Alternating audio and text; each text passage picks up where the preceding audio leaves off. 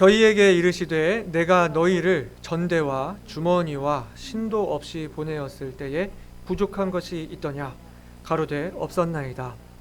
이르시되 이제는 전대에 있는 자는 가질 것이요 주머니도 그리하고 검 없는 자는 겉옷을 팔아 살지어다. 내가 너희에게 말하노니 기록된 바 저는 불법자의 동류로 여김을 받았다 한 말이 내게 이루어져야 하리니 내게 관한 일이 이루어 감이니라. 저희가 여짜오되 주여 보소서 여기 검 둘이 있나이다. 대답하시되 족하다 하시니라. 아멘. 아버지 하나님, 오늘 정말 주님을 예배하기 위해 한자리에 나온 성도님들을 주님 기억하여 주시옵소서. 주님, 우리 모두에게 주님께서 오늘 우리들에게 하시고자 하는 말씀을 들을 수 있도록 주님 우리에게 들을 길을 허락하여 주시고 그 마음을 허락하여 주시옵소서. 주님, 부족한 종의 입술을 주관하여 주시고 주님의 말씀만 증거되도록 이 시간을 축복하여 주시옵소서. 감사드리며 예수 그리스도 이름으로 기도드리옵나이다. 아멘. 나경이와 나연이가 어엿한 사춘기 소녀가 되었습니다. 아이돌 가수 이름을 다 외우고요. 이제 좀 있으면 점점 이성에 관심을 갖기도 하겠죠.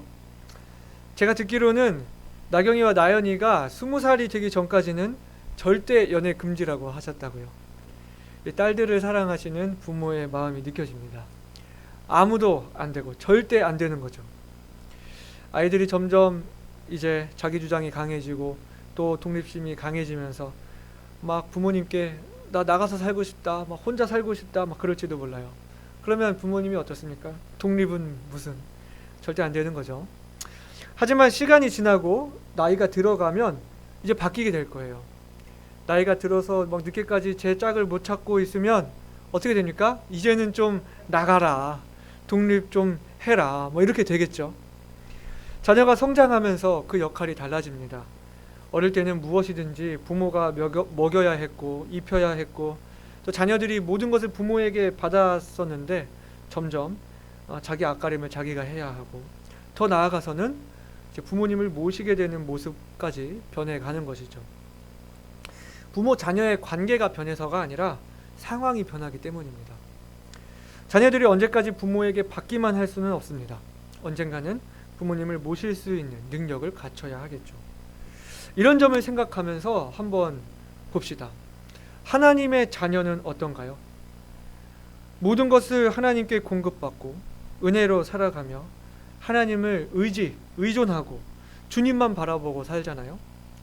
우리가 하나님의 자녀라고 하는데 그럼 계속 우리는 자녀니까 계속 어린아이이고 계속 받기만 하고 계속 의존만 해야 하는 것일까요? 자녀가 성장하면서 역할이 변화되듯이 하나님의 자녀, 이 그리스도인들도 믿음이 성장하게 되면서 영적인 역할들이 변화되어야 하는 것은 아닐까요? 우리가 하나님을 복량한다 하는 것은 말이 되지 않지만 적어도 성숙한 자녀가 자기 앞가림을 하기를 우리가 바라듯이 그리스도인들도 성숙하고 영적인 자기 앞가림을 할 수 있는 그런 사람이 되어야 하는 것이 아닐까요? 히브리서 5장에서 말씀하듯이 전만 먹고 단단한 식물을 먹지 못하는 그런 그리스도인이 아니라 믿음에 장성하고 어느 정도 자기 삶을 계획하고 개척해 나갈 수 있는 그런 영적인 어른으로 자라가야 하지 않을까요? 오늘 이 수요 예배 나오시는 분들은 우리 교회에서 가장 성숙한 그리스도인들이시라고 제가 믿기 때문에 이렇게 말씀을 드립니다. 오늘 우리가 읽은 본문에서 예수님이 제자들에게 하시는 이 말씀이 제가 서두에 말씀드린 것과 일맥상통하는 게 있다고 여기기 때문에 이렇게 말씀을 드립니다. 예수님은 전에 제자들을 전도 여행을 보내시면서 전대와 주머니, 이 두 벌 옷과 두 벌 신, 아무것도 가지지 말고 가라고 하신 적이 있습니다. 12 제자들에게 한번 그렇게 하시고 또 70명의 제자들을 그렇게 보내셨습니다. 누가복음 9장과 10장에 그 내용이 기록되어 있습니다. 이때 예수님이 왜 제자들을 아무것도 챙기지 않게 하고 보내셨나요? 하나님만 의지하는 것을 배우게 하기 위해서. 이 복음 전도 사역에 있어서 사람을 의지하고 자신을 의지하고 재물을 의지해서 사역하는 것이 아니라 공급해 주시고 책임져 주시고 예비해 주시고 인도하시는 그 하나님만을 의지하도록 훈련하셨던 것입니다. 그리고 제자들도 그것을 배웠습니다. 하나님의 사역은 하나님이 이루어 가신다는 사실, 하나님이 채워주신다는 사실, 내 능력이 안 되고 내 주머니에 뭐가 없어도 하나님이 그 필요를 공급해 주시고 사역을 진행해 가신다는 사실을 알았던 것입니다. 그래서 오늘 본문을 보실까요? 저희에게 이르시되 내가 너희를 전대와 주머니와 신도 없이 보내었을 때에 부족한 것이 있더냐? 주님이 물으셨을 때 제자들이 어떻게 대답합니까? 없었나이다 라고 그렇게 담대하게 대답할 수 있었던 것입니다. 그런데 이제는 주님이 뭐라고 하시나요? 36절에 이르시되 이제는 전대에 있는 자는 가질 것이요 주머니도 그리하고 검 없는 자는 겉옷을 팔아 살지어다. 이제는 전대와 주머니를 챙기고 검도 챙겨야 한다는 거예요. 하나님의 공급하심, 보호하심, 인도하심으로 충분하기 때문에 이런 것들이 필요가 없었는데, 그러면 이제는 하나님이 공급하시지 않겠다는 말씀일까요? 도와주시지 않겠다는 것일까요? 이제는 네가 그렇게 가라, 이제 네가 그냥 독립해라 라는 것일까요? 이 말씀을 통해 주님이 제자들에게 하시고자 했던 말씀, 어떤 말씀이었을까요? 주님의 마음은 어떤 마음이었을까요? 우리가 가장 먼저 생각해야 할 것은 지금 이 말씀이 예수님이 최후의 만찬 자리에서 하시는 마지막 말씀이라는 것입니다.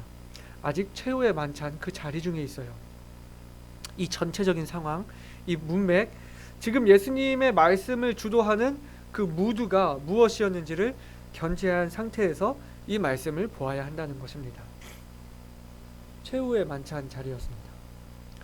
예수님이 이제 자신이 체포당하고 재판을 받아서 십자가로 가실 것을 아셨기 때문에 지금 이 식사가 마지막 식사였고 마지막 제자들에게 권면하는 말씀이었습니다.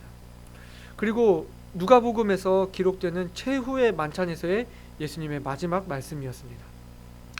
예수님이 이제 제자들 곁에 안 계실 거예요. 이전의 훈련에서는 전도 여행을 나갔다가 이 주님께로, 이 베이스 캠프가 있어서 이 베이스 캠프로 돌아올 수가 있었지만 이제는 그렇지가 않습니다. 이제는 제자들이 주님이 곁에 계시지 않아도 주님이 맡기신 일들을 계속 감당해 나가야 했고 자립할 수 있어야 했던 것입니다. 그 제자들을 놓고 마지막으로 예수님이 당부하시는 말씀인 거예요. 우리 부모님들이 생각하시죠. 자녀를 두고요. 이 자식이, 좀 억양이 이상한데, 내 자식이 내가 없이 자기 앞가림 할 수 있을까? 사람 구실하면서 살 수 있을까? 이런 고민들을 하시잖아요. 이런 걱정들. 그리고 이제는 자기 앞가림하고 살겠구나, 그래도 사람 구실하면서 살겠구나, 이렇게 안심하기를 원하시잖아요. 제자들에게 말씀하시는 그 예수님의 마음이 바로 이런 마음 아니었을까요? 그래, 주님을 의지하는 거야. 주님이 모두 다 채워주시는 거야. 아버지께서 책임져 주시는 거야. 그런데 너희들도 이제는 너희들의 역할을 감당해야 해. 가만히 앉아서는 될 수가 없어. 아무 노력도 하지 않으면서 하나님의 도움만을 구하라고 하는 게 아니야. 이제는 너희가 감당해야 할 역할들이 생기는 거야 라고 말씀하시는 것 아니겠습니까? 시험 공부 하나도 안 하면서 100점 맞게 해달라고 기도할 수 없는 거죠. 아무 일 안 하고 빈둥빈둥거리면서 재물을 달라고 기도할 수 없는 것이죠. 주님의 일, 주님이 시작하시고 주님이 이루어 가시고 주님이 채워주시고 공급하시는 일이지만 내가 아무것도 안 하면서 주님이 다 알아서 하세요 이렇게 할 수는 없다는 것입니다. 주님의 사역을 감당함에 있어서 최선을 다하고 나한테 주어진 일들, 내가 해야 할 일들, 준비해야 할 것들을 이제는 준비하라, 영적인 자기 앞가림을 하라고 말씀하신 것입니다. 그리고 또 하나의 이유는 이제 앞으로 제자들이 겪게 될 상황은 이전과는 다를 것이기 때문이었습니다. 우리가 지난주 나눴던 말씀 중에 있는데요, 사단이 제자들을 밀 까부르듯 하려고, 이 채로 치려고 청구한 상황이라는 것이죠. 이제부터 본격적인 사단의 공격이 개시될 것이었습니다. 호각을 불고 약진 앞으로를 외친 상황이라는 거예요. 유다에게 왔었던 그 예수님을 팔려고 했던 시험, 베드로에게 왔었던 예수님을 부인하고자 했던 시험, 다른 제자들이 예수님이 처형당하실 때 뿔뿔이 흩어졌던 그 시험들을 이제 본격적으로 맞이하게 될 것이었고, 예수님이 안 계시는 그 상황에서 주님의 복음과 교회를 맡은 제자들이 헤쳐나가야 할 그 수많은 시련과 고난이 시작될 것이었기 때문에 예수님은 제자들을 그 싸움에 준비시키고자, 마음을 굳게 다지고자, 다가올 전투에 대비시키고자 하셨던 것입니다. 여러분, 그 전쟁 영화나 막 총 쏘는 영화들 보셨나요? 거기 보면 주인공이 전투를 하기 전에 혹은 그 중간중간 계속 확인하는 것이 무엇인가요? 탄창에 총알이 있나, 장비가 모두 다 있나, 장비를 체크하는 거예요. 모든 장비가 갖춰졌는지, 총알이 충분히 있는지 확인해 가면서 싸워야지. 그 중요한 순간에 딱딱딱딱 그 총알이 없으면 그 상황은 어떻게 됩니까? 무기를 잃게 되면 안 되는 것이죠. 지금까지는 훈련이었다면 이제는 실전입니다. 사단은 공격 개시 신호를 올렸습니다. 예수님이 이제 십자가로 가심으로 인해 제자들을 보호하고 있던 그 울타리가 이제 없어지고, 제자들이 원하든 원하지 않든 이제는 적과 마주치게 된다는 것입니다. 전투가 장기전이 될 수도 있고요. 훈련 때는 공포탄을 가지고 했는데 이제는 공포탄이 아닌 실탄을 가지고 싸워야 합니다. 탄창 하나만 있어도 훈련 충분히 할 수 있었는데 이제는 탄창 하나 가지고 되지가 않습니다. 하나님이 채워주시고 공급해 주실 때 그것을 지혜롭게 저장하고 또 남은 것을 계산하면서 싸워야 하는 지혜로운 싸움을 싸워야 했습니다. 그렇기 때문에 이제는 챙겨라, 만반의 준비를 갖춰라, 완전 무장을 해라 라고 주님이 말씀하시는 것이죠. 첫 번째 달라지는 상황은 예수님이 없는 상황, 두 번째 달라지는 상황은 사단의 공격이 시작되는 상황, 그리고 또 달라지는 세 번째 상황은 예수님이 이제는 불법자의 동료로 여김을 받게 될 거라는 말씀입니다. 오늘 본문 37절입니다. 내가 너희에게 말하노니 기록된 바 저는 불법자의 동료로 여김을 받았다 한 말이 내게 이루어져야 하리니 내게 관한 일이 이루어 가미니라. 지금까지는 예수님이 사람들에게 존경을 받으셨습니다. 수많은 사람들이 예수님을 따랐고 예수님을 따르지 않는 사람들도 예수님을 위대한 선생이라고 여겼습니다. 많은 사람들이 예수님께 거는 기대가 있었습니다. 로마와 대항해 싸우는 힘 있는 장군, 권위 있는 권력을 가진 지도자를 생각했습니다. 그러나 그들이 보는 예수님의 모습은 어땠습니까?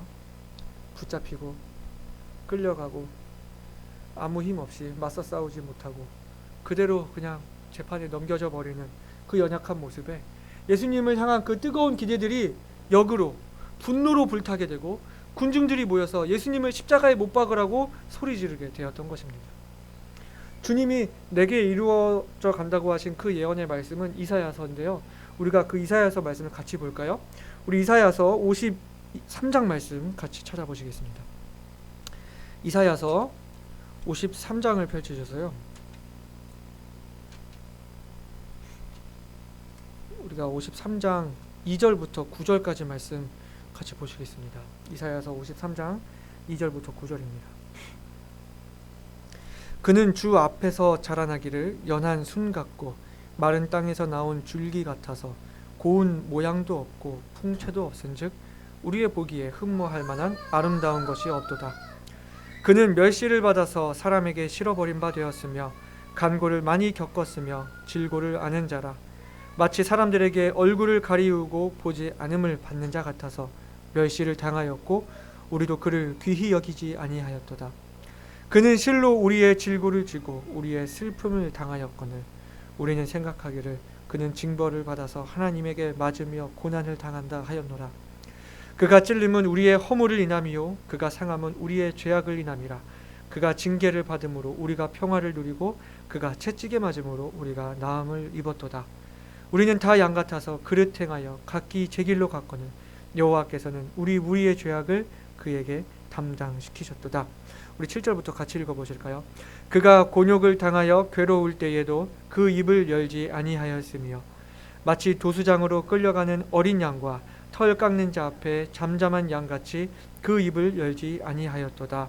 그가 곤욕과 신문을 당하고 끌려갔으니 그 세대 중에 누가 생각하기를 그가 산자의 땅에서 끊어짐은 마땅히 형벌받을 내 백성의 허물을 인함이라 하였으리요. 그는 강포를 행치 아니하였고 그 입에 괴사가 없었으나 그 무덤이 악인과 함께 되었으며 그 묘실이 부자와 함께 되었도다 말씀하고 있습니다. 아무 죄도 없는 예수님이, 재판을 받아야 할 하등의 이유가 없는 예수님이 그 굴욕 앞에서, 그 군중들의 마녀사냥 앞에서 그 입을 열지 아니하고 도수장으로 끌려가는 어린 양과 같이, 털 깎는 자 앞에 잠잠한 양같이 그 입을 열지 아니하였도다. 아무런 대항도 저항도 없으시고 그대로 당하시면서 그 무덤이 악인과 함께 되었다고요. 죄인 취급당하고 죄인과 같은 처우를 받고 죄인과 같은 죽음을 당하셨어요. 실제로 예수님의 십자가 좌우에는 흉악한 강도와 범죄자가 나란히 세워져 있었습니다. 예수님을 향한 군중들의 반응이 180도 달라졌습니다. 이러한 상황에서 이제 제자들이 남아 있어요. 베드로가 겁을 먹고 예수님을 3번이나 부인한 사건, 다른 제자들이 뿔뿔이 흩어진 것들 모두 단순히 이 제자들 예수님 배신했다 이렇게만 말할 수는 없을 것입니다. 그것은 엄청난 공포였을 거예요. 예수님과 똑같은 위협을 제자들도 당할 수 있었습니다. 이전에 2번 전도 여행할 때와 같이 사람들이 그렇게 반겨주지 않을 거예요. 환영받지 못할 것입니다.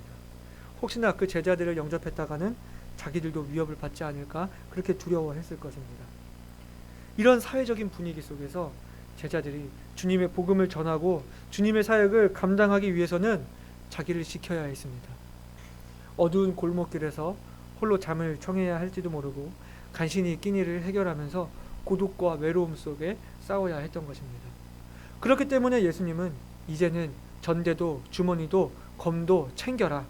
자신을 지키기 위해서 이전과 같은 환영을 기대하지 말고, 이전에도 그랬지만 더욱 사람을 의지하지 말고 더욱 담대하게 주님만 의지한 채 홀로 설 수 있는 그 강인함을 가져라 말씀해 주신 것입니다. 좀 더 우리 사회에 비추어서 이 말씀을 적용을 해볼까요? 좀 민감한 문제일 수도 있는데요. 목회자들 중에는 직장을 가진 목회자들이 있습니다. 직장 생활과 사역을 병행하시면서 하시는 분들이 있어요. 이런 분들은 하나님만 의지하는 믿음이 부족해서 그런 것인가요? 사역에 올인해야 하는데 두 마음을 품어서 그런 것인가요? 물질에 욕심이 많아서 그런 것입니까? 아니면 실력이 부족해서 목회 사역만으로는 안 되니까 일이라도 해야 하는 것인가요? 만약에 그렇다면 더욱 믿음이 좋은 거 아니겠습니까? 자신이 부족함에도 좌절하지 않고 하나님이 쓰실 것을 간구하면서 최선을 다하는 모습이 오히려 더 큰 믿음 아닌가요? 주님을 이렇게 거부하는 시대, 그리스도인은 없고 기독교인만 늘어나는 시대, 참된 신앙이 아닌 종교 생활만을 원하는 시대, 큰 교회를 선호하고 온라인으로 충족하려는 이 시대에 복음을 위해 사역에 뛰어들고 직장 생활까지라도 병행하면서 주님의 일을 감당해내는 것이 오히려 우리가 응원해야 하는 일이 아니냐는 것입니다. 물론 사역만 할 수 있으면 감사한 일이죠. 그것이 축복이죠. 얼마나 많은 목회자들이 주님의 공급하심을 위해 구하고 매달리면서 주님만 바라고 있겠습니까? 그러면서 직장 생활에도 병행하면서 사역에도 최선을 다하려고 얼마나 노력하겠습니까? 예배당 안에서만 하는 사역이 아니라 현장으로, 세상으로 나가서 사람들을 만나고 그 사람들을 전도하려는 분들의 도전을 어찌 하나님을 의지하는 믿음이 부족한 탓이라고만 말할 수 있을까요? 사도 바울도 텐트 메이커였잖아요. 장막 만드는 일을 하면서 주님의 사역을 그렇게 감당했던 것을 볼 수 있습니다. 데살로니가 전서 2장 9절에는 형제들아 우리의 수고와 애쓴 것을 너희가 기억하리니 너희 아무에게도 누를 끼치지 아니하려고 밤과 낮으로 일하면서 너희에게 하나님의 복음을 전파하였노라. 그렇게 바울이 고백하고 있는 것을 볼 수 있습니다. 예수님이 사형수와 같은 취급을 받는 그런 사회적인 분위기의 변화가 있을 것이었습니다. 이에 따라 이 제자들도 같은 위협을 당할 수 있었습니다. 이러한 분위기 속에서 주님의 일을 감당하기 위해서는 제자들 본인도 준비가 되어 있어야 했던 것입니다. 오늘날 우리들이 처한 사회의 분위기는 어떻습니까? 믿는 사람들도 교회에 모이기조차 쉽지 않은 이 상황에서 이 사람들은 더더욱 교회를 거부하고 기피하고 또 교회를 경계하고 있지 않습니까? 근데 우리가 기억해야 할 것은 이것이 우리에 대한 거절과 반대가 아니라 주님과 주님의 복음에 대한 거절과 반대라는 것을 알아야 합니다. 많은 교회들이 어려움을 겪을 거예요. 실제로 문을 닫아야 하는 교회들이 늘어나고 있다고 합니다. 어떻게 해야 합니까? 당연히 하나님을 의뢰하지만 우리가 할 수 있는 한 최선을 다해야 하지 않겠습니까? 이렇게 본문에서 예수님이 제자들에게 이제는 전대를, 주머니를 챙기고 검을 챙겨라 하신 그 말씀은 하나님이 공급해 주시지 않겠다, 온전히 주님만 바라지 말고 이제는 좀 자기도 좀 신뢰해라, 이제 너희들이 알아서 해라 하시는 그런 말씀이 아니었습니다.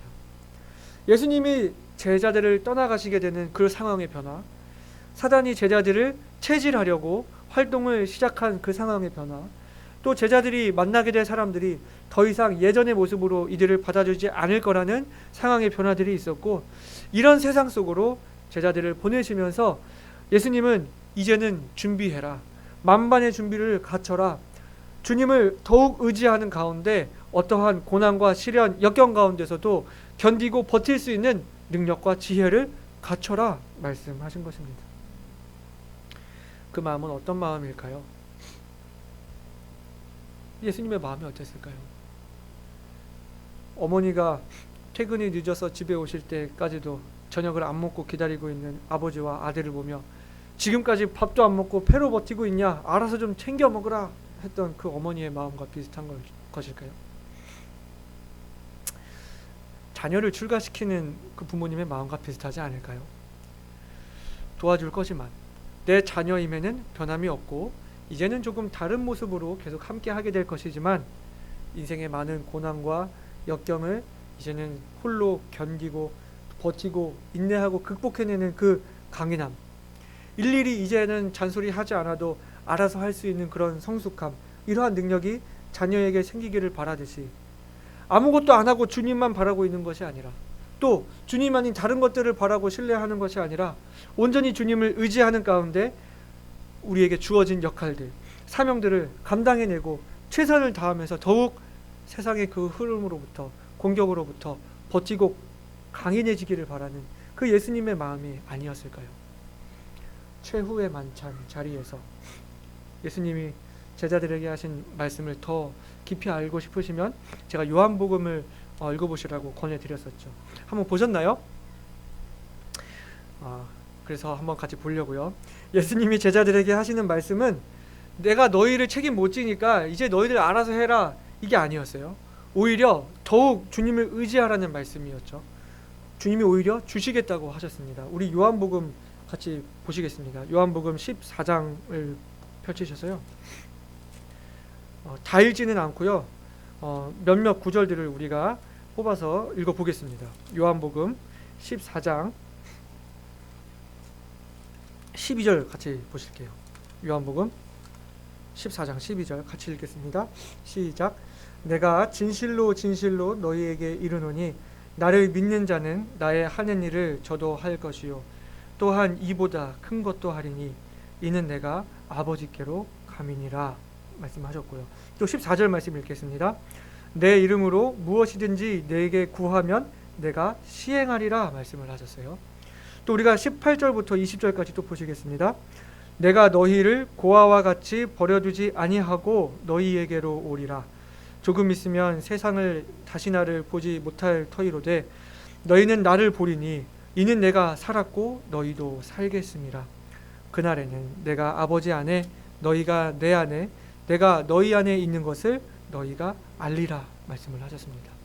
좀 더 가서요. 우리가 15장 요한복음 15장 15절과 16절 말씀 같이 보시겠습니다. 이제부터는 너희를 종이라 하지 아니하리니 종은 주인의 하는 것을 알지 못함이라 너희를 친구라 하였노니 내가 내 아버지께 들은 것을 다 너희에게 알게 하였음이니라. 너희가 나를 택한 것이 아니요 내가 너희를 택하여 세웠나니 이는 너희로 가서 과실을 맺게 하고 또 너희 과실이 항상 있게 하여 내 이름으로 아버지께 무엇을 구하든지 다 받게 하려 함이니라. 아멘.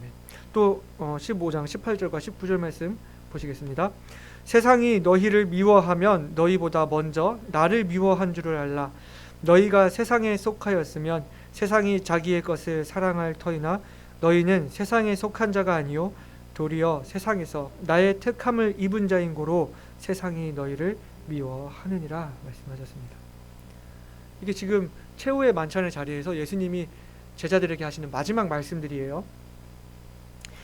요한복음 16장 22절 보시겠습니다. 16장 22절입니다. 지금은 너희가 근심하나 내가 다시 너희를 보리니 너희 마음이 기쁠 것이요 너희 기쁨을 빼앗을 자가 없느니라 말씀을 하셨어요. 또 그리고 32절과 33절 보시겠습니다. 16장 32절 33절입니다. 보라 너희가 다 각각 제 곳으로 흩어지고 나를 혼자 둘 때가 오나니 벌써 왔도다. 그러나 내가 혼자 있는 것이 아니라 아버지께서 나와 함께 계시느니라. 이것을 너희에게 이름은 너희로 내 안에서 평안을 누리게 하려 함이라. 세상에서는 너희가 환난을 당하나 담대하라. 내가 세상을 이기었노라 하시니라. 아멘. 그리고 요한복음 17장에서 예수님의 제자들을 위해 아버지께 하시는 기도가 나옵니다. 꼭 한번 읽어보세요. 예수님이 제자들을 어떻게 끝까지 사랑하셨는지를 알 수가 있습니다. 사랑하는 여러분, 예수님은 이 최후의 만찬을 하시면서 앞으로 변화될 그 상황들에 미리 대비하시고 제자들을 세우시고자 했던 것을 보았습니다. 제자들이 더욱 성숙하기를, 이제는 담대하기를, 강해지기를 바라셨던 것입니다. 오늘날 우리들이 살아가는 사회, 그리고 한국의 교회들은 큰 어려움들을 겪고 있습니다. 사단이 우리를 채로 치려고 한 번 더 키를 잡았다고 이야기합니다. 많은 교회가 시험과 시련을 겪고 있고 이 시험이 알곡과 쭉정이를 거를 것이라고 이야기들을 합니다. 코로나 이전의 시대로 돌아가기는 어렵고 새로운 시대에 적응해야 한다고들 말합니다. 사회가 변할 거라고 이야기하고 있고 지금 이미 큰 변화들을 겪고 있습니다. 세상은 더욱 악해질 것이고 우리가 믿음 생활하기에는 더욱 어려워질 것이고 사람들은 더더욱 교회를 피하고 핍박하고 미워할 것이고 사단이 우리를 더더욱 가로막을 것입니다. 이러한 상황 가운데 오늘 우리들의 모습은 어떻습니까? 마냥 어리광 부리는 그 아이들, 조르기만 하는 아이들, 그저 바라고만 있는 아이들의 모습은 아니었는지요? 우리가 우리 자녀들에게 자기 앞가림하기를 바라듯이 우리 하나님 아버지도 우리가 그렇게 성장하기를 바라고 계시지 않을까요? 이제는 좀 성숙하고 단단하고 우리들도 이 다가올 어려움과 시험들에 이 대비되어 있는 강한 그리스도인들이 되기를 원하시지 않을까요? 이제는 준비하라 말씀하신 그 주님의 그 마음이 오늘 힘겨운 오늘을 살아가는 우리들에게도 동일하시지 않을까요? 이제는 우리가 성숙한 자녀들, 준비되어 있는 그리스도인, 강한 그리스도인이 되기를 원합니다. 주님이 응답하시지 않는다고 찡찡거리지 않고, 주님이 안 보인다고 주저앉아 있지 않고, 주님이 우리를 버려주시지 않으신다는 그 약속의 말씀을 믿고, 구하면 주시겠다고 하신 그 말씀을 믿고, 주님이 이미 승리하셨음을 믿고 담대히 우리에게 주어진 길을 걷는 저와 여러분이 되시기를 간절히 소원합니다.